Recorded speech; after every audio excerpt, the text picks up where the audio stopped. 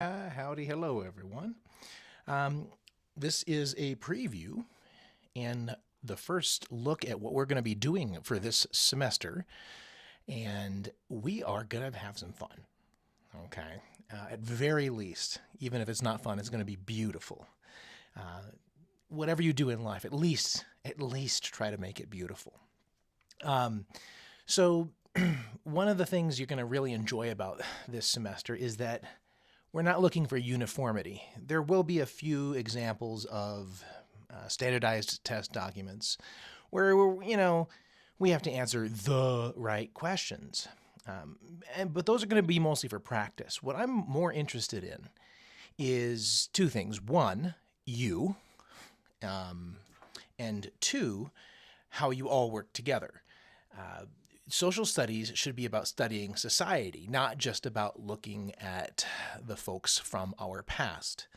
Now, one of the best ways to understand our present is to look at our past.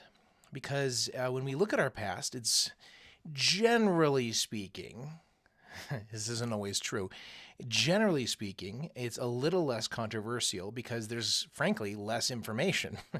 And so the controversy comes from our modern interpretations of history. But if I am really a social studies teacher, then I should probably teach the study of society.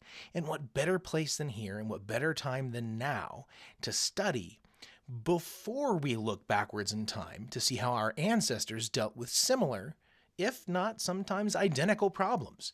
So, what we're looking for in your answers and in your thinking this semester isn't about what I think the right answer is. Oh my gosh, no. I'm much more interested in what your perceptions are and where you're getting the ideas for your perceptions. Tell me the origins, the moms and the dads, the aunts and the uncles, who birthed these ideas within you. We can all come up with our own ideas about the world. I believe the sun is powered by a hamster on a wheel, but there's just not enough evidence. As adorable as it would be to have a hamster in the center of the sun, I don't think there's any evidence that that's the case. Maybe there is, it's just not likely. So, again, we're looking not at uniformity. We're not looking at things to be identical. I'm not looking for everybody to come up with the same answer. Dare to be bold. Dare to be beautiful. Dare to be who you were designed to be by the universe we're in. And then we can find infinity. And this isn't some hippy-dippy idea. This is actually the only way we're going to survive as a species, is through diversity. Uniformity, where everybody is exactly the same, typically, well, let's just say a species might get really good at doing one thing really, really well, but then it gets too good at that one thing, and something in the environment changes, that species is extinct very quickly. Okay, there's a reason that we don't see tyrannosaurs at the zoo. Okay, and it wasn't just the asteroid. There was a lot of things going in. A lot of dinosaurs were already dying off before the asteroid hit. Nonetheless, uniformity is not what we're looking for. We're looking for diversity. So your creativity and your ability to create your own ideas and tell me where they came from, that is the point of this semester. That preview of the preview being said, it's pretty darn clear that our society is too complex to understand. What you see on the upper left is from the campus of the University of New Mexico, right by the Student Union building where all the food court is. There's a bunch of other things around there too. It's beautiful. It's modern. It's clean. It's crisp. And then maybe 2 miles away, we have a homeless encampment where people are barely struggling to stay alive, and they're having to, yes, camp on a median. You can see on the right, they're just camped together in this, frankly, this mess of a morass. It's not great. So how can both of these things, these pictures, taken close to being on the same day, within a day or two of each other, how can these be from the same modern society? Our tendency as human beings is to believe that there are simple explanations for this. Sorry, spoiler alert, you can come up with simple solutions, but like the hamster on a wheel inside of the sun, it doesn't mean you're right. The modern world has clearly become too complex for any of us to understand. Now, this is an article from, as you can see, November 29th of 2020. I've been saying this for over 20 years. Our systems that are involved in getting our food to us and our water to us, when we flush the toilet after we're done, I'll let you fill in the blanks before that. But we don't truly understand everything. There was a time, not too long ago, like only 10 or 15 generations ago, where you knew everything you needed to know to survive. Well, that's gone, especially if we live in cities. And even those people who live in the middle of nowhere, they have to rely almost always on some system outside of the land around them to survive. And so our society, our civilization, if it is civilized, actually needs many people to have very limited perspectives to get their systems done. I'm not going to trust a guy to do surgery on me. Let's say there's something wrong with my bladder. Just because a guy's a plumber and deals with liquids and deals with cisterns and deals with tubes doesn't mean he should be opening me up. And just because a guy is a surgeon doesn't mean I'm going to trust him to fix my toilet. Okay? We all need these specialized pieces of information. And that means every one of us has something important, something vital, something, to use just a flippant term, godly. And, I am a non-theist, but I mean that very metaphorically. We each have a piece of some beauty and brilliance to give to this world. So when my niece and nephew fight, you're stupid, you're stupid, you're stupid, you're stupid, you're stupid, you're stupid, you're stupid, I tell them they're both right because they are. And each of them is stupid in one way and smart in others. And that's the same for everybody you've ever met. So the only way we go forward as a species here is together, because the world has become too complex for any of us, or even small groups of us, to understand. So how do we make sense of it all, though? I mean, you have all of these systems from social, cultural, retail, academic, financial, epistemological, planetary, economic, memetic, linguistic, insurance systems, informational systems, housing systems, historical systems, governmental systems, logistical, healthcare, transportation, ecological, manufacturing, material, and energetic systems. And this is just what I was able to come up with in 2 minutes. There are all these systems in place. And to survive, we have to have some ability to navigate, to walk through these virtual systems, to be able to survive. And that's one of the reasons families are so important, because not everybody in the family has the same intelligence. Not everybody in the family has the same social friends and connections or work connections. And those connections are what make the world go round. It's not capitalism. It's not communism. It's not Calvinism. It's community and our common unity, our connections that allow us to figure all of this out, how we gain sense abilities about the world. Now, one idea you need to hold into your head: this one is important enough. This one should be written down. If you want to write in your own blood, I would encourage you not to, but a pen or a pencil might be more effective. So, we must know that change is the only thing that is guaranteed in this world. How fast that change occurs depends on, complex factors that are too numerous, too many to mention here. So we must understand that change is always going to happen. And with that in mind, there are only 3 parts to the game of life. 3 parts to the game of life. Adapt to changes in the environment, survive the changes in your environment, and reproduce, so that whatever you reproduce, whether that's a child or an idea or a belief system or a sick car, whatever. Just make sure that whatever you reproduce, whatever you create in this world, can adapt to the change ahead.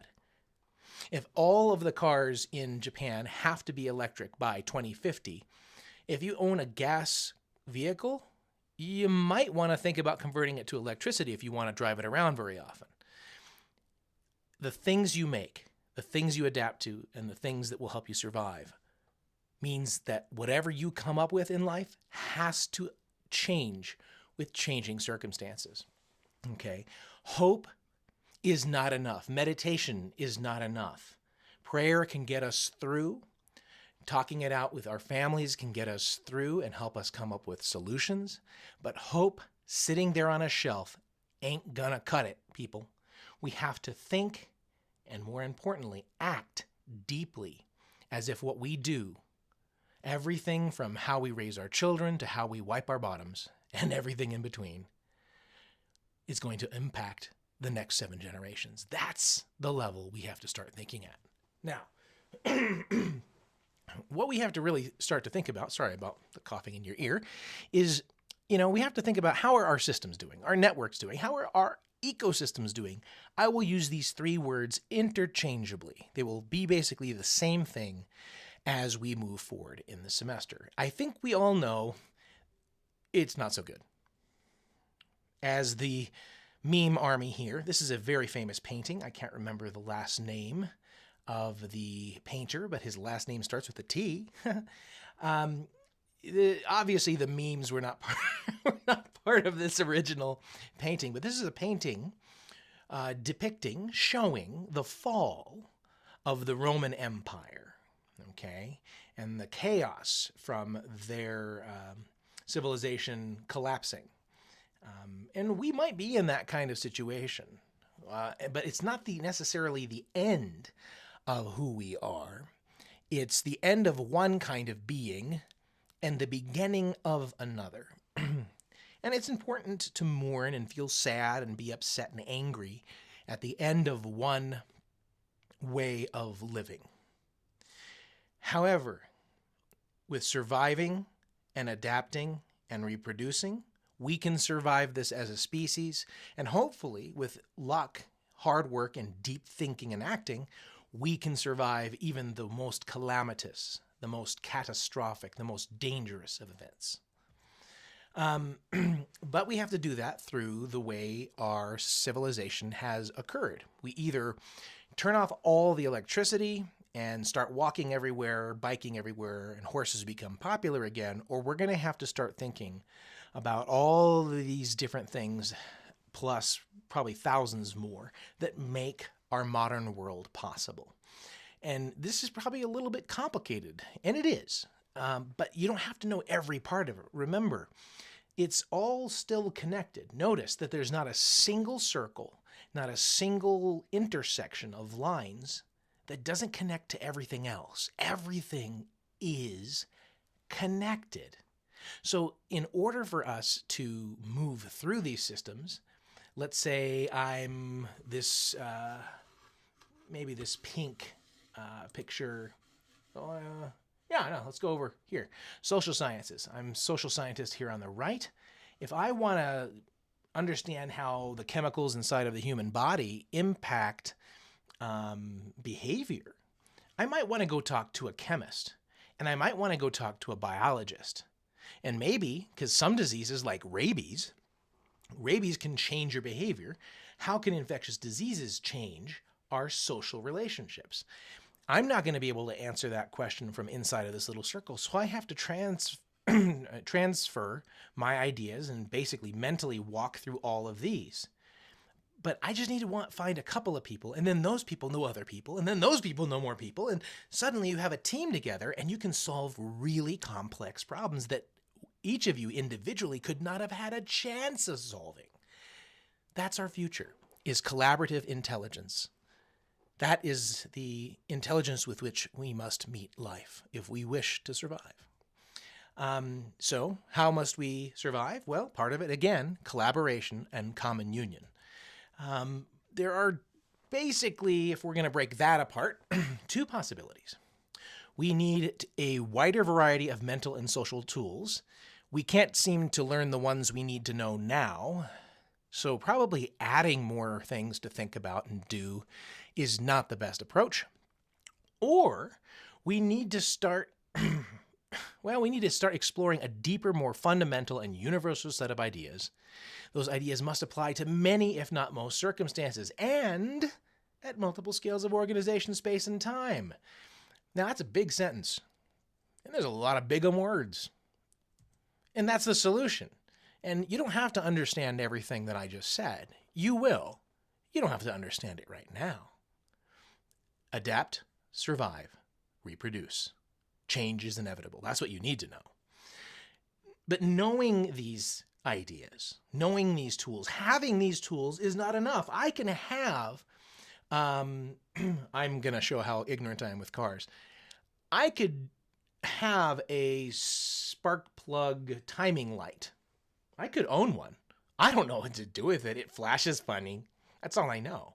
But somebody who's intelligent when it comes to mechanics and cars and optics can figure out how to use those particular tools, and it's probably computers now, to get the spark plugs working just right.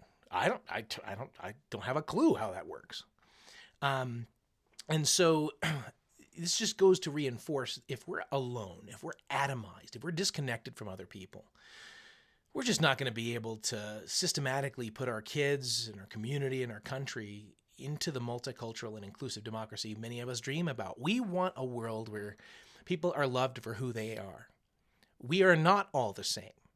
We are not identical. We do not all deserve to be treated the same. We're not robots. We're not plastic tubs at your local hardware store. We're not screwdrivers. Even screwdrivers have diversity.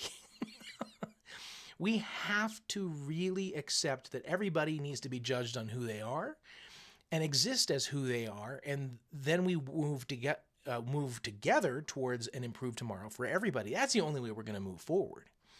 And so all of these ideas on the screen, don't worry, we'll get to all of them in good time. You don't even have to read them right now. These ideas are going to drive everything we do. I just want you to pay attention to the two ones in white. At the top, it says the universe itself as a whole is balanced. And at the end, it says all of this helps us understand our universe is a system based on rules. These rules can be learned and used to help us survive all sorts of changes. Those are actually the same ideas. But I want you to think about a staircase. When you're at the bottom, you look up and you say, oh, there's the first floor. You go up the stairs and you're on the first floor. Well, the bottom floor is the one at the top. The next floor up is the one at the bottom.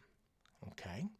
That is how we're going to move forward, is through these 7 ideas. And I'm going to give them to you in different forms, but the same ideas will be present every time we go through them. Again, you don't have to understand all of it at once. And that's what's so cool about this, is that you're going to get to hit it many times from your perspective and grow so that you may flow through life, surviving, adapting, and reproducing in a healthy way. So, with the adaptation idea, survival idea, and the reproduction idea, your teacher is now going to create some kind of cool activity for you to do, some interesting activity where you get to put your ideas into reality and maybe into action. That'll be up to your teacher. Good luck. I hope this initial introduction helps you out. It's going to be a fun semester.